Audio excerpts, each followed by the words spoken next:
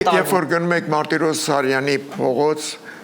դրանով չի ավարտվում Հայաստանը, չէ, դրանք շատ չնչին են, շատ փոքր մասն է մեր ժողովրդի,